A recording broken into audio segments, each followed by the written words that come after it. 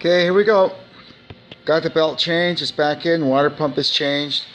I had it all together once and the exhaust cam was off a tooth. Bummer. So I had to re-time it. But anyway, it's all good now. I've rolled it around a couple of times to make sure it comes back aces every time it comes around, and we're all good. Now we'll button her up.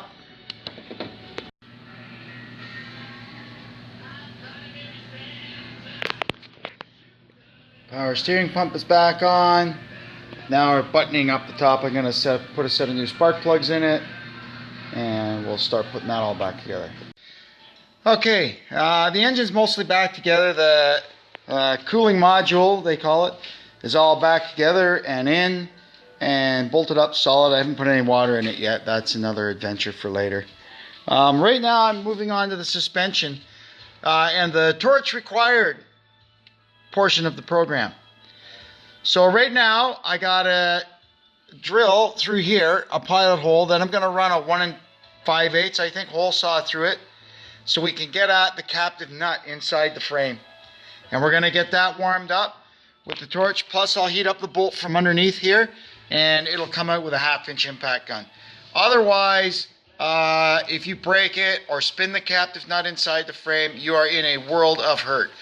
Also, the lateral bolt that goes through here at the front end, the pivot end of the control arm, we'll have to remove this dog bone, and then the socket goes here and the captive nut is up under there. We'll heat that up, get that out. I also have to get this flare nut freed up on the brake line, a little bit of heat there, so I can change the flex hose. I busted off that one in the frame when I was taking it apart. That's for the little strut that goes from here down to there.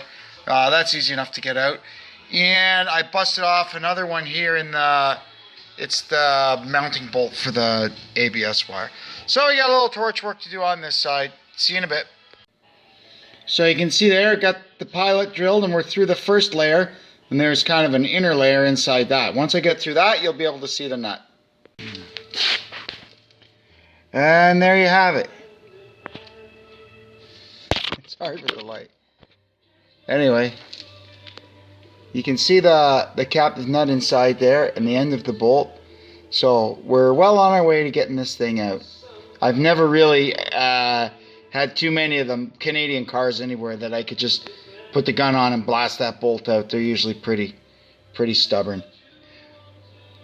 These ones here for the K-frame aren't much more fun. Okay, so that's it. Control arm's out. This end of the K-frame is really good. That's a problem with these cars. The K-frame rot out usually in along here. And this one's as solid as a rock, which is really good. Now I'm going to have a go at this guy here, a little heat and a little vice gripping, and we'll get it out. And then I'm debating whether or not to change the sway bar bushings. They are a little bit worn. But those 4 bolts, they go up into the K-frame, and I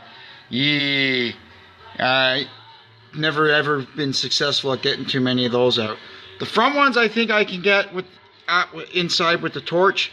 The back ones I'm probably going to have to drill a little hole here so I can just stick the torch in and heat up the captive nut. We'll see how brave I get later. Let me deal with this first. This I know I have to fix. There, got the little bugger. Now I'll have a go at that brake line. Got the broken bolt out of the ABS wire clip. It was easier, I just took the clip off the wire and did it in the vise with my little MAP gas plumbing torch. The brake line, lucky me, was no heat required. I just cracked it open with a wrench. The line was not fused to the nut, so that's all good. Easy peasy.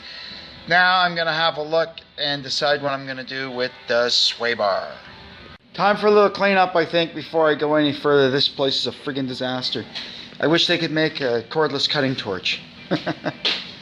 Yeah.